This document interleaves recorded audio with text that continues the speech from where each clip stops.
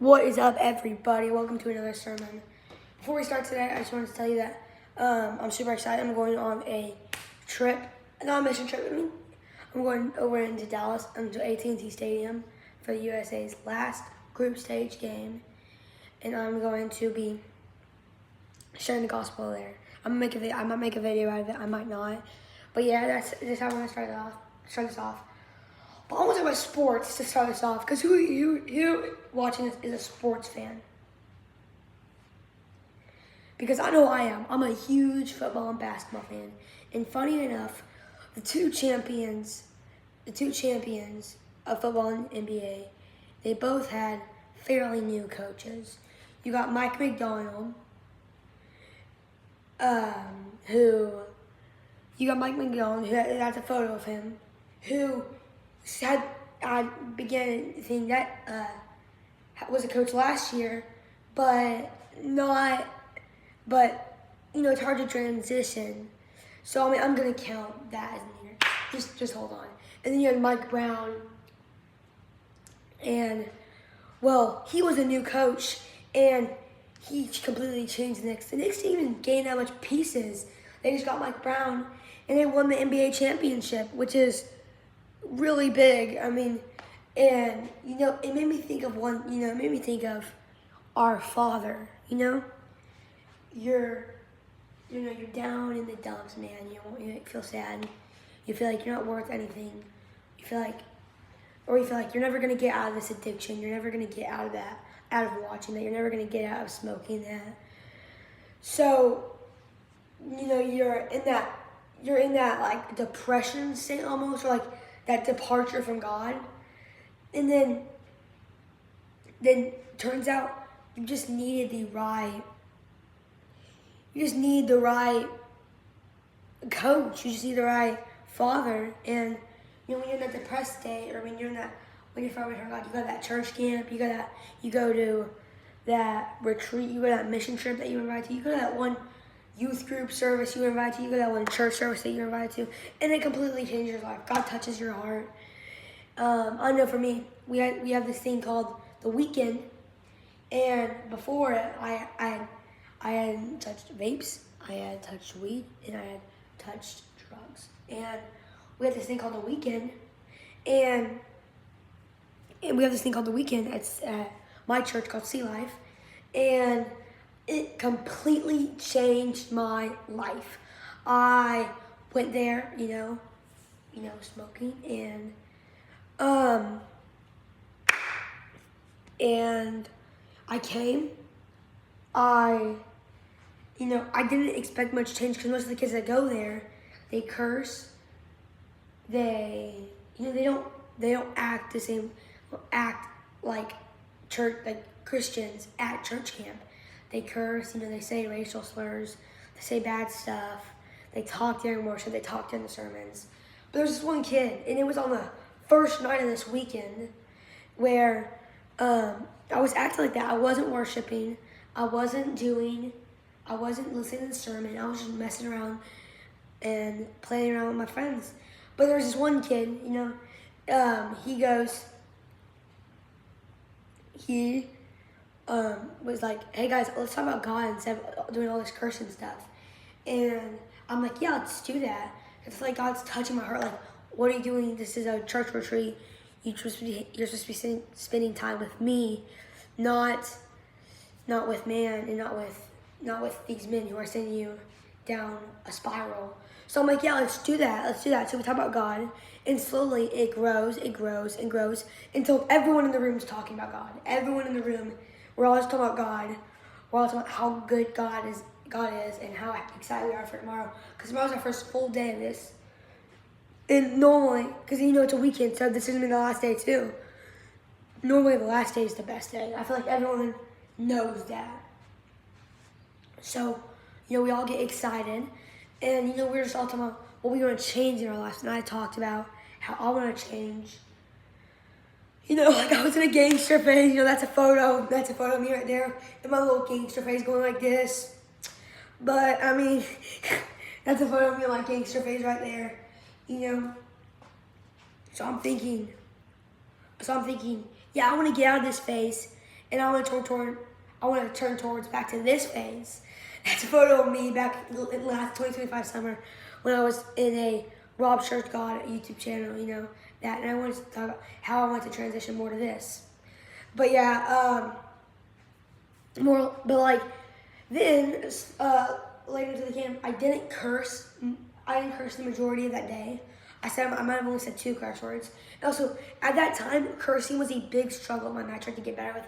I was really vocal to that with my youth pastors. I don't know that I struggle with cursing, but I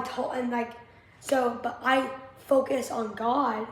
And when you put your mind on God and you focus on loving Him, then the want for sin will slowly fade away. It's in Romans. Check it out. The Romans verse was for if you focus more on your love for Christ, then the want to sin will go away. That's the verse I'm talking about. But yeah, slowly I became closer and closer and closer to God until we had that one late night service. And, I'm worshiping, crying my heart out, because, I'm ready to give my heart and my life to Jesus Christ. And then I feel it, man. I feel the presence of the Lord in me. And I go to my youth pastor, and I start breaking out in tears, saying, God just touched me. But little did I know, that night, so much more was going to happen. So we get to that night, and they call us all down to the stage, and it's a big, big, big building. It's huge. It's like a stadium. It's really big. It can seat a lot of people, and they call us all down, and every single one down. And it's just a time of worship where you are with everyone. And I just got emotional, getting on my knees and crying. And then when I get back, I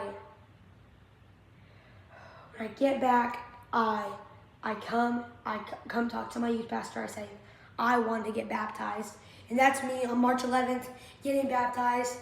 Only like a couple weeks after the weekend, only a couple weeks after that camp retreat. And, well, yeah, that was just such like a pinnacle of my Christian life and such a high. And it's all thanks because I had the right coach, I had a better environment, I had a better environment and a better vision of things.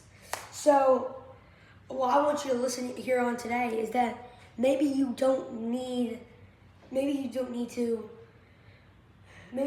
not because you hate God. Maybe it's not because God doesn't want to be with you. Maybe it's because you're in the wrong environment. Maybe it's because you are hanging out with the wrong group of people. Maybe it's because you're hanging out in the wrong place. Maybe it's because you're not going to church enough. Or maybe it's because you need to go to that one camp retreat. And don't be like, oh, he's just trying to make us go to a camp retreat and, pay some money. No, you can go on scholarship for that stuff. And I promise you, going on a camp, going on a retreat, going on a weekend thing is the best decision that you could ever make. And it's the best decision that I ever made. But yeah, and so maybe you just need to change your point of view.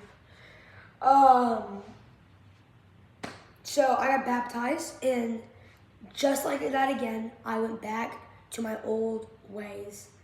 I started cursing. I started doing all this stuff again. But every time I went to youth group, I would try to go back. But then I go back and sing that next week at school. But then I go to youth group. I feel God's presence. I go back. But I'm trying so hard. But Satan in the I'm thinking of the word. In the objects of this world keep on pushing me to go forward and over to this side, which is the side of man. And I just don't know. I don't know if I want to go back because I have more. I feel like I have more peace on this side. And that was the honest reality of me for a little bit. I'd rather be on that side than go on that side. And then I see something and I'm like, God, forgive me, but I want to look at that. I want to look more into that. And I go and I slowly fade into this side. And I not that side. I slowly fade into this side even farther. Until I'm so far away, I'm like, gosh dang it, God won't forgive me. And then I have a camp retreat, and I almost didn't go to it. Thank God I did. Where God calls me to this camp, I go to this camp, and I'm slowly getting pushed. And this is just in anticipation from God. And then the camp starts. Then the second day, I feel God's presence even more. Then guess what? I'm starting to fight back against Satan. I'm starting to fight back against these worldly pleasures. Guess what? Next day, I feel God's presence. I'm on my knees at the altar. Get back, saying, I don't want you anymore. We're taking this whole place. And then Thursday, my brother gave his life to Christ, and I prayed that prayer for him. I was the one to pray, and it's just beautiful that I'd been praying over him, and I saw God working in other people, not just me. And I fully took it over Satan's space. I'm all God's. God has my heart, and that's a photo of me at camp. Just living my best life. That it's the same as my brother gave his life to Christ. Trust me, my face was so much more emotional than you can see right in that photo. I promise you. But yeah, I mean, it matters on the right, what environment you're in, what coach you have, what teacher you have, what father you have. So if you're dealing with sin, you need to change your environment. You need to change it with the Bible. You need to change it with worship. You need to change it with the sermon to watch. And maybe that's why you're on this video. You need to change it with the Word of God. You need to change it with prayer, with devotion, with Bible study time, devoted to Christ. So, I mean, that's the sermon for today, is that you gotta change your environment if you want to be in a better place, if you want to be in a better situation with Christ.